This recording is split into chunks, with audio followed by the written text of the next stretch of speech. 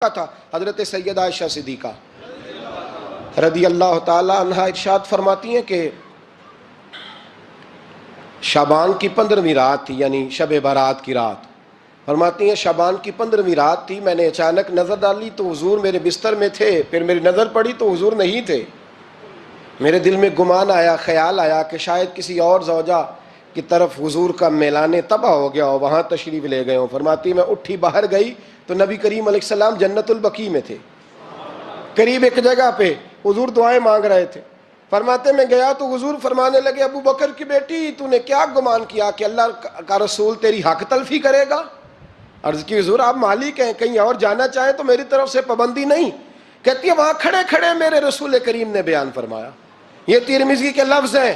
حضور نے فرمایا عائشہ یہ شعبان کی 15ویں رات ہے، مدینے میں سب سے زیادہ بکریاں بنو کلب کا قبیلہ پالتا تھا۔ فرمایا آج کی رات بنو کلب کے قبیلے کی بکریوں کی تعداد کے مطابق اللہ میری امت کے لوگوں کی بخشی فرما دے گا۔ یہ وہ رات ہے۔ جناب عائشہ صدیقہ رضی اللہ تعالی عنہ نے بات رات کو سنی تنہائی میں نبی پاک سے، رات کو تنہائی میں حضور سے سنی، سویرے جناب عائشہ نے کل امت کو بتائی۔ اگر یہ بات اہمیت والی نہ ہوتی تو بی بی صاحبہ آگے روایت کرتی، یہ کتابوں میں آتی، یہ لوگوں کو بتاتی۔ حضرت عائشہ نے روایت کیا اور مولا علی شیر خدا نے تو کھل کے کہا، ابن ماجہ میں حضرت علی سے پیار کرنے والوں کے لیے الگ عنوان، مولا علی نے کھل کے فرمایا شعبان کی 15ویں رات کو رات عبادت کرنا اور سویرے روزہ رکھنا۔ حضرت علی کے لفظ بائی نہیں سیاستہ میں، رات کو روز عبادت کرنا، دن کو روزہ رکھنا۔ ویسے تو رب کریم ہر روز تہجد کے وقت پہلے آسمان پر نزول اجلال فرماتا ہے اور لوگوں کو فرماتا ہے کوئی بخشش مانگنے والا؟ اور فرمایا ہر روز تہجد کے وقت یہ اعلان ہوتا ہے، پر شب برات کو نا شروع رات سے یہ اعلان شروع ہو جاتا ہے۔ ادھر دیکھو میری طرف، مغرب سے اعلان شروع ہو جائے گا۔ اللہ کرے آپ کو سمجھ آئے، اللہ کرے آپ کو، اور بھائی یہاں بار لوٹ سیل لگ جائے، یہاں ابھی سیل لگ جائے، 5000 والا جوڑا 1500 میں تو رش ختم ہوگا۔ اور بھائی اگر یہ لگ جائے، چلو یہ تو دور کی بات ہے نا، ہم تو لنگر والے لوگ ہیں، اگر لنگر کا اعلان ہو جائے کہ بڑا تگڑا ہے، بڑا تگڑا، ہمارے ہاں تو شادی کی روٹی کھلتی ہے تو لوگ آخری روٹی سمجھ کے کھاتے ہیں، تو شاید اللہ ماشاءاللہ یہ آخری ہے، اس کے بعد نہ ملے گی۔ جب اعلان ہوتا ہے اور دعوت ہوتی ہے کہ کھلا ہے جی کھاؤ، کیا حشر ہوتا ہے، کیا انداز ہے۔ مولا علی شیر خدا حدیث روایت کرتے ہیں، رنگ کیا ہے؟ فرمایا باقی راتوں میں نا تھوڑا سا پیکج ہوتا ہے، تھوڑا سا، آخری حصے میں رات کے شب برات کو نا رات چڑھتے ہی اللہ پہلے آسمان پر جو اس کی شان کے لائق ہے نزول جلال فرماتا ہے، اور پہلا جملہ یہ فرماتا ہے کوئی معافی مانگنے والا؟ اللہ کرے آپ کو سمجھ آئے، یعنی معافی دینے والا کہہ رہا ہے چلو آؤ ادھر آؤ ذرا معافی مانگو، میں معاف کرنے آیا ہوں، مانگو معافی۔ ہے کوئی معافی مانگنے والا؟ معاف کر دیں گے۔ اور آپ فرماتے ہیں ہے کوئی رزق مانگنے والا؟ وہ جو بڑی درخواستیں دیتے پھرتے ہیں نا مختلف اداروں میں، وہ ایک درخواست نا کل شب برات والی رات بھی دیں۔ اللہ کرے آپ کو سمجھ آئے۔ وہ جو کہتے ہیں نا بڑے بڑی کمپنیوں میں نے اپلیکیشن جمع کرائی ہے تو کہیں کام نہیں بن رہا تو نسخہ دے رہا ہوں، ایک اپلیکیشن کل رات بھی جمع کراؤ انشاءاللہ کام بن جائے گا۔ اور میں نہیں کہہ رہا، مولا علی شیر خدا فرما رہے ہیں، اور وہ خود نہیں فرما رہے، وہ نبی پاک کا فرمان نقل کر رہے ہیں، اور وہ رسول اللہ صلی اللہ علیہ وسلم کی بات نہیں بیان کر رہے، وہ کہتے ہیں رب فرماتا ہے کوئی روزی مانگنے والا؟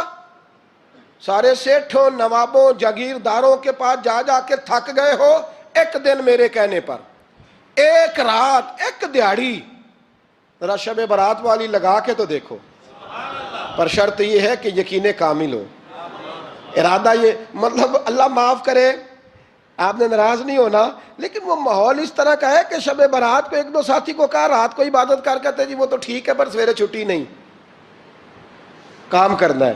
یعنی رب کہہ رہا ہے کہ تو آ جا شب برات کی رات، جو مانگے گا وہ تجھے، لیکن یہ ادھر نہیں توجہ کر رہا، یہ کہتا ہے سویرے 10 بجے دکان نہ کھلی تو مشکل ہو جائے گی، دفتر نہ گیا تو حالات آپ دیکھیں ذرا۔ اب جب یقین اس طرح کا ہو تو پھر تو بھائی ساری زندگی اداروں میں درخواستیں دینی ہیں، پھر آپ جیسا آپ کا مزاج ہوگا، اللہ تعالیٰ تو بندے کے گمان کے قریب ہے، تو میرے رسول پاک علیہ السلام نے ہمیں یہ میسج دیا، پیغام دیا، فرمایا اس رات جو اولاد مانگے گا رب اسے بھی عطا فرمائے گا، اس رات جو اللہ سے بخشش مانگے گا اللہ اسے بھی دے گا، اس رات جو رب کریم سے عزت مانگے گا اللہ اسے بھی عطا کرے گا۔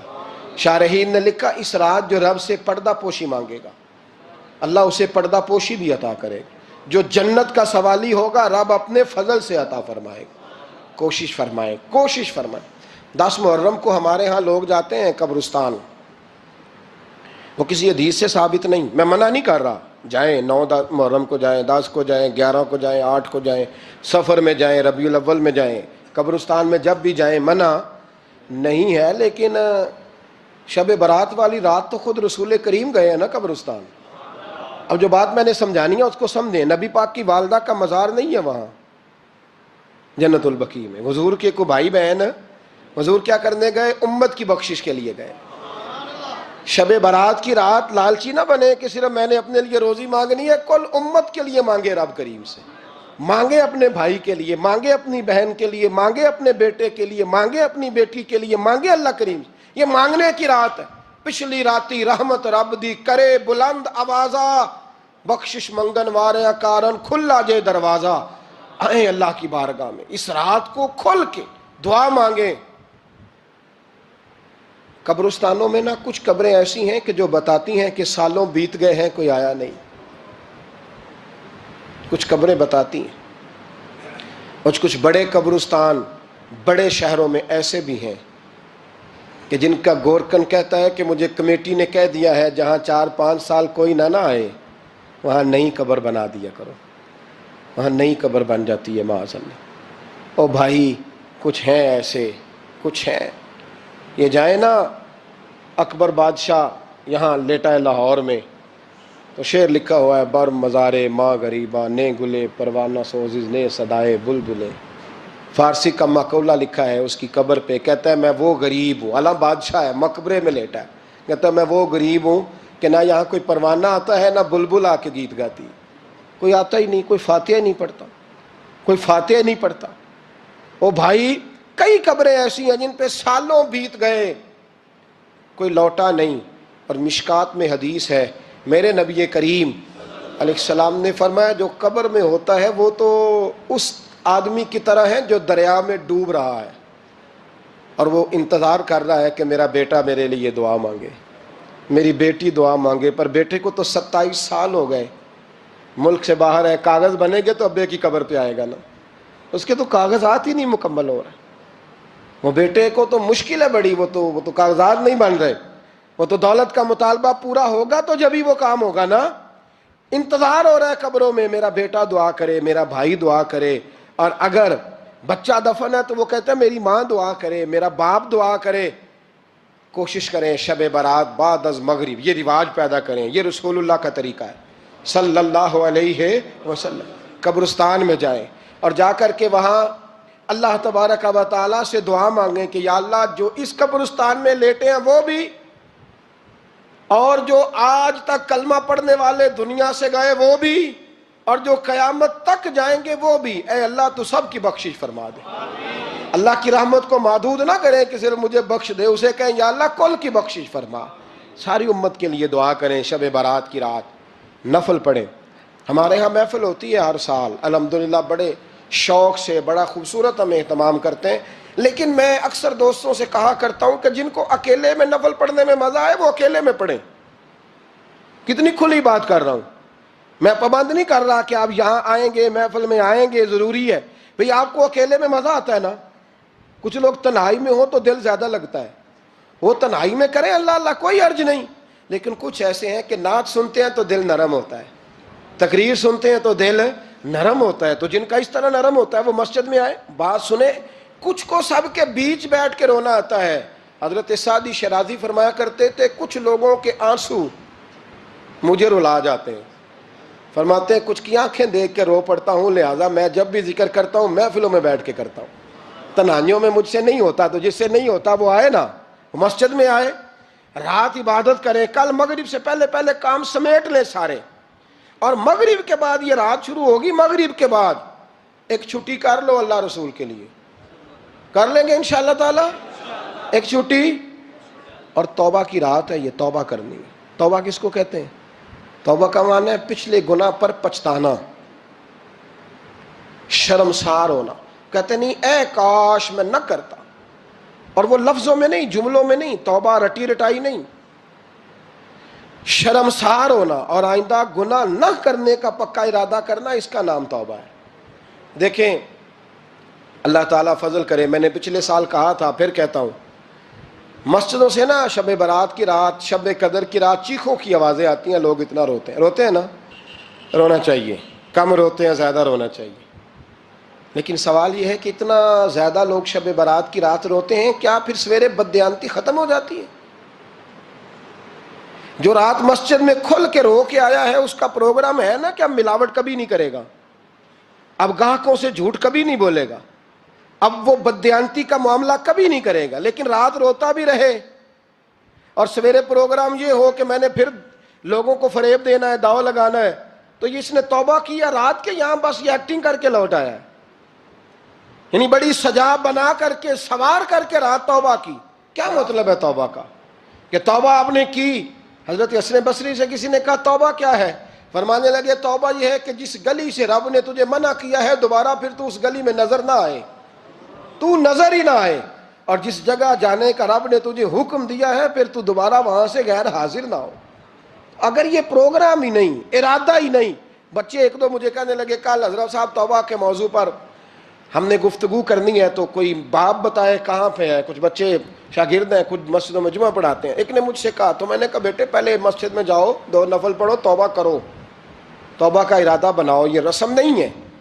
وہ نعت خواں بھی تو توبہ کر لینا جو شب برات کے دن لوگوں کو توبہ کرانے آیا ہے اور 25,000 کا سودا کر کے آیا ہے، تو آج اس کام سے تو توبہ کرنا، یہ نوٹ پھکوانے سے تو توبہ کرنا، یہ رسم ہے؟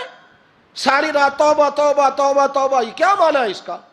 کیا مطلب کریں؟ امام غزالی فرماتے ہیں کہ ایک آدمی بادشاہ کا گارڈ تھا، سپاہی تھا، اس کا پہرے دار تھا، نگرانی کرتا تھا، بڑی وفاداری سے نوکری کرتا رہا، بادشاہ نے اسے تنخواہ کے علاوہ بھی بڑا نوازا، بڑا نوازا، بڑا نوازا، اسے بادشاہ نے بڑے الاؤنسز دیے، بادشاہ نے بڑا کچھ دیا، مکان دیا۔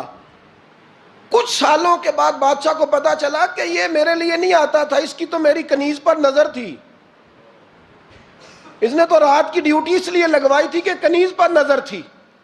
تو امام فرماتے ہیں کہ بتاؤ پھر وہ بادشاہ اس کے ساتھ کیا سلوک کرے گا؟